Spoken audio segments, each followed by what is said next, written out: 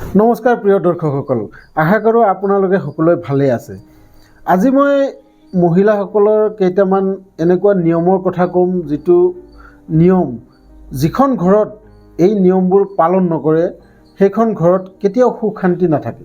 আৰু এই নিয়মবোৰ মই আপোনালোকক গণি গণি নকওঁ যে 1 নম্বৰ 2 নম্বৰ বুলি, মই কেইটামান কথা ক'ম যিকেইটা কথা প্ৰায় ঘৰতে এইবোৰ কথা অমান্য কৰা হয়, এইবোৰ কথা মানি নচলে। আৰু সেইবাবে ভিডিঅ'টো আপোনালোকে শেষলৈকে চাই যাওক, আপোনালোকৰ বাবেও ভাল হ'ব যদি এইকেইটা কথা আপোনালোকৰ ঘৰত মানি চলে। প্ৰথম কথা, যি ঘৰৰ মহিলাই গিৰিয়েকে কামৰ পৰা উভতি অহাৰ সময়ত লগে লগে কিছুমান নক'বলগীয়া কথা বা খং এনেকুৱা কিছুমান কথা কৈ দিয়ে, যিবোৰ কথাত গিৰিয়েকৰ যিখিনি আত্মবিশ্বাস সেই আত্মবিশ্বাসখিনিও হেৰুৱাই পেলায় আৰু গিৰিয়েকে বাহিৰৰ গোটেইবোৰ যি টেনশ্যন আছিল সেই টেনশ্যনখিনি আহি ঘৰত হয়তো মাৰপিট কৰি হওক বা কাজিয়া কৰি হওক নিজৰ ঘৰত সেই বাহিৰৰ খংখিনি উলিয়াই দিব লগা হয়। আৰু এনেকুৱা ঘৰত প্ৰায়েই হাই কাজিয়া হৈ থাকে। আৰু এই গোটেইখিনি কথা এগৰাকী মহিলাই জানিব লাগে, কোনখিনি সময়ত কি কথা গিৰিয়েকক ক'ব লাগে, কি কথা গিৰিয়েকক নক'ব লাগে।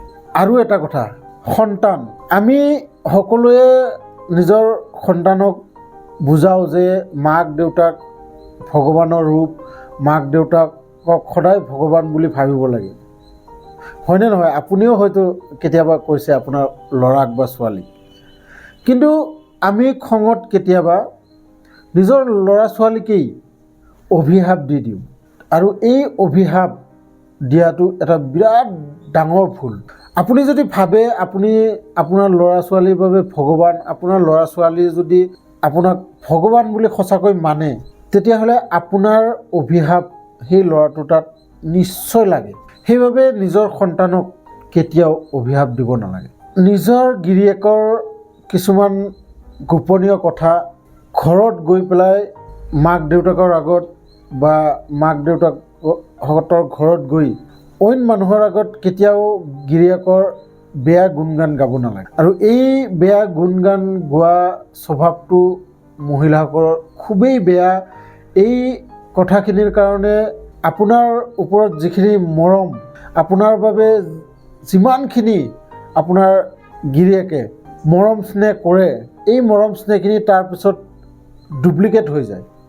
কেনেকৈ শুনক, আপোনাক ওপৰে ওপৰে মৰম কৰিব ঠিকেই, কিন্তু তলে তলে ভাবিব যে মোৰ মাইকীয়েও মোৰ বেয়া গুণবোৰ মানুহৰ আগত কৈ ফুৰে।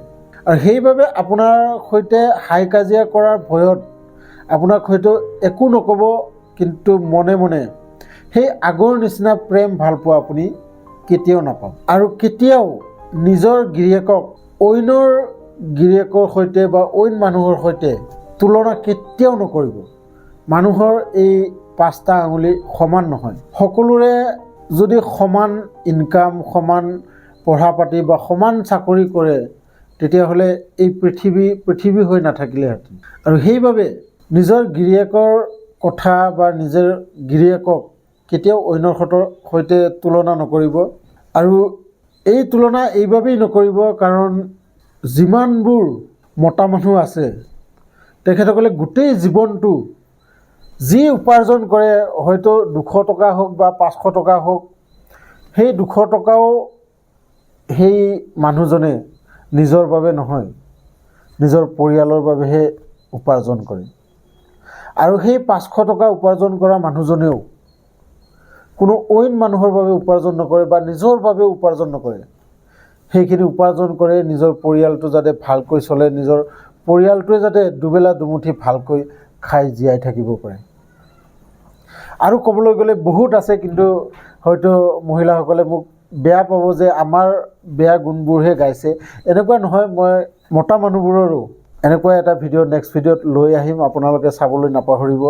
মই 1-2 দিনৰ ভিতৰতে এই ভিডিঅ'টো মই লৈ আহিম, যিবোৰ আমাৰ মতা মানুহৰ বেয়া গুণ। আৰু এই গুণখিনিৰ কথা মই আপোনালোকক খোলাকৈ ক'ম, আপোনালোকে বুজিব পাৰিব তেতিয়া মতা মানুহৰ মনবোৰ কেনেকুৱা। যিয়ে নহওক, ভিডিঅ'টো যদি চাই ভাল লাগিছে লাইক এটা কৰি দিব। আৰু লগতে যিসকলে নতুনকৈ মোৰ চেনেলটোত আহিছে, চেনেলটো ছাবস্ক্ৰাইব কৰি ল'ব, কাৰণ মই এনেকুৱা ভিডিঅ' আপোনালোকৰ বাবে আনিয়েই থাকোঁ। লগ পাম এনেকুৱা এটা ইণ্টাৰেষ্টিং ভিডিঅ' লৈ নেক্সট ভিডিঅ'ত, তেতিয়ালৈকে ধন্যবাদ।